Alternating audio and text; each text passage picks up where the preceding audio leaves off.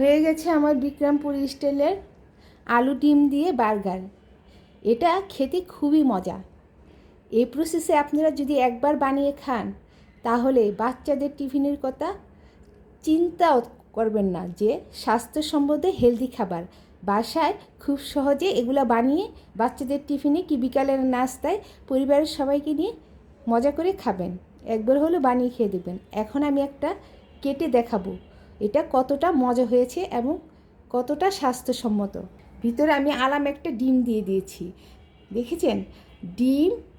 ডিম দিয়ে পুরো আলুটা পরে তারপরে পুরো ডিমটা দিয়েছি। এরকম একটা খাবার যে কাউকে দিলে সস দিয়ে খেতে খুবই মজা। আমার রুটিটা খুবই সফট হয়েছে, দেখেছেন? পুরো সফট।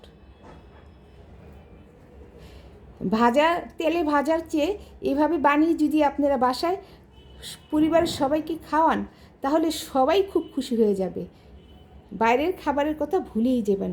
চমৎকার হয়েছে না? এভাবে ট্রাই করবেন। আমি একটু খেয়ে দেখাচ্ছি কতটা মজা হয়েছে। দেখেছেন? এভাবে পরিবারের সবাইকে নিয়ে বানিয়ে খাবেন।